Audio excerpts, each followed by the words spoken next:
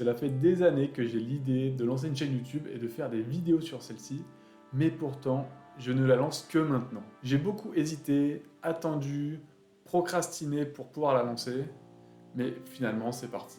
Alors, si tu veux savoir ce que cela fait vraiment de se lancer dans YouTube, eh bien, écoute la suite de la vidéo, c'est pour toi. Cela fait maintenant quelques semaines que je me suis lancé avec une dizaine de vidéos, et le truc que j'en retiens le plus, c'est c'est pas facile, hein. C'est même dur. C'est dur, et en plus, les premières vidéos, elles sont globalement nulles. Franchement, au début, tu commences, il y a plein de choses qui sont compliquées. C'est dur, déjà, de parler à une caméra et pas de parler à quelqu'un. De faire du montage, de trouver de quoi parler, de construire ses vidéos, et surtout même de les poster. Et en plus, une fois que j'ai posté mes premières vidéos, je me suis rendu compte d'un truc. Eh bien, personne ne les regarde. En fait, on balance ça sur YouTube, mais on arrive avec des 3, 5, 10 vues, dont la moitié c'est moi à actualiser, voir si ça s'est bien envoyé. Et donc en fait, au début, personne te regarde. Mais j'ai quand même eu une idée. Parce que sur YouTube, on voit plein de vidéos bien faites, bien montées, des youtubeurs connus, etc. Et donc à chaque fois que l'on regarde ça, on voit des vidéos de super qualité. Mais du coup, je suis allé voir comment est-ce qu'ils ont commencé. Et là, ça m'a rassuré. Parce qu'en fait, leur première vidéo, c'était pas il y a 3 semaines ou il y a 2 ans, c'était il y a longtemps. Des années.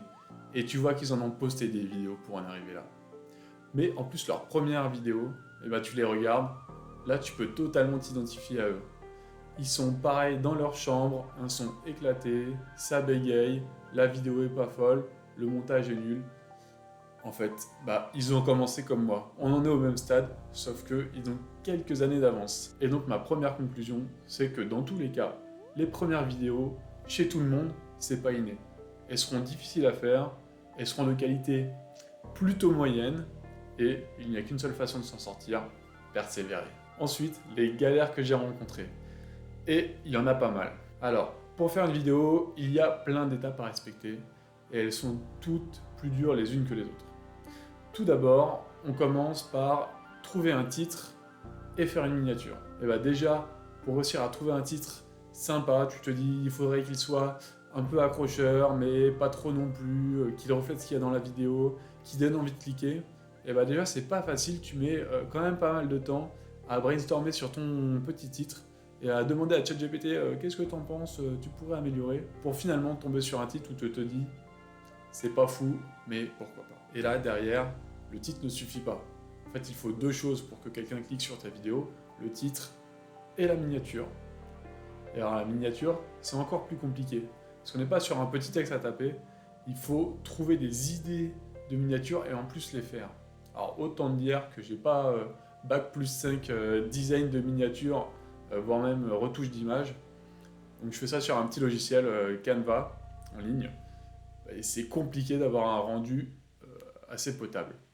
Et surtout, c'est ça qui va faire que les gens vont cliquer sur ta vidéo. Donc déjà, la première étape pour une vidéo bien réussie, c'est même pas de faire une vidéo, c'est de faire une belle miniature avec un titre. Et ça, c'est dur. Après avoir réalisé le titre et la miniature, faut trouver quoi dire. Et donc, on va faire un script pour mettre un peu toutes les idées des choses dont on voudrait parler et essayer de les structurer un peu pour qu'il y ait quand même un peu de cohérence. Et là, autre chose pas facile, faire le script, autant je trouve que ça va, mais il faut trouver la juste quantité d'informations. Si t'en mets trop, t'es en mode je lis ce qu'il y a sur l'écran. D'ailleurs, tu vas peut-être pouvoir le voir sur une de mes vidéos. Et si t'en mets pas assez, t'es en mode je sais plus ce que je dois dire. Ensuite, le tournage. Alors, encore plus compliqué, parler devant la caméra, essayer d'être naturel, faire comme s'il y avait quelqu'un derrière, c'est dur. Et en plus, on s'en rend pas forcément compte au quotidien, mais on a plein de problèmes de tics verbaux, tics gestuels, etc. qui font que des fois, ce n'est pas forcément compréhensible, ou bien il y a plein de choses qui parasitent. Et bien ça, pour faire une vidéo correcte, c'est assez compliqué, et c'est tout un art de bien savoir parler sans mettre des partout, quoi. Mais bon, au bout d'un moment, c'est filmé, t'as fait plein de prises, on va envoyer ça en montage et ça va se régler. Mais là, en fait, le pire truc, c'est le montage. C'est une galère. Franchement, sur chaque vidéo, j'y passe des heures et à la fin, tu as l'impression d'avoir fait un montage réalisé par un enfant de 6 ans qui découvre le logiciel. Alors, j'ai essayé de prendre un logiciel un peu pro pour pouvoir faire plein de choses dessus, parce qu'on est vite limité sur les logiciels gratuits, notamment avec plusieurs prises, la prise de son en plus à côté, etc. Mais tout est long et difficile au début parce qu'en fait, tu pars de zéro et tu sais rien faire. Rien qu'ajouter une flèche sur la vidéo pour pointer à quelque chose, comme cela a été le cas dans cette vidéo, eh bien, j'ai mis au moins une demi-heure temps de trouver un tuto pour ajouter la flèche. Parce qu'il ne suffit pas juste de trouver la flèche dans le menu et de la glisser. Non, il faut télécharger une image, l'inclure dans une partie du logiciel. Après, on peut la recoloriser. Après, il faut la tourner, c'est encore dans des options particulières. Pour après qu'elle s'affiche de tel à tel moment. En plus, si tu veux l'animer, il faut mettre des effets. Quand tu sais faire, ça doit prendre 5 secondes. Et quand tu sais pas faire, c'est une demi-heure. Et une demi-heure juste pour une flèche. Voilà. Enfin bref. Le montage, c'est super long et en plus, c'est très dur d'avoir de la qualité, surtout au début. Donc, tu te retrouves à avoir passé des heures dessus et à la fin, tu as un truc pas ouf, quoi. Et enfin, dernière étape, une fois que tout est monté, on exporte la vidéo et là, il n'y a plus qu'à la poster. Normalement, c'est facile, mais c'est plus des blocages émotionnels qui arrivent parce que là, tu te rends compte que ta vidéo, elle est pas folle. T'imaginais quelque chose de très stylé et au final, tu te dis, oh là là, il y a plein de défauts. En fait, tu vois tous les défauts et tu te dis, je vais poster ça. Ah, c'est chaud, quoi. En fait, t'es jamais satisfait. Mais bon, je me dis que de toute façon, faut en faire et ça va rentrer à force. Donc bon, on l'envoie tel quel et advienne que pourra. Bon, je t'ai parlé des galères et tous les points un peu négatifs et les difficultés à commencer. Mais il y a quand même des choses très sympas. Alors déjà, tout d'abord, la vidéo que j'ai préféré faire, eh bien c'est la dernière, c'est le vlog sur mon premier trail. J'ai adoré la faire.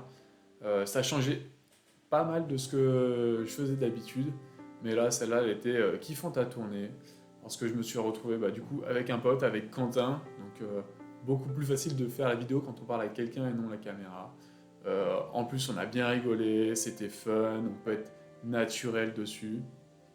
Et au-delà de ça, il y a eu pas mal de plans dans la nature quand j'ai couru.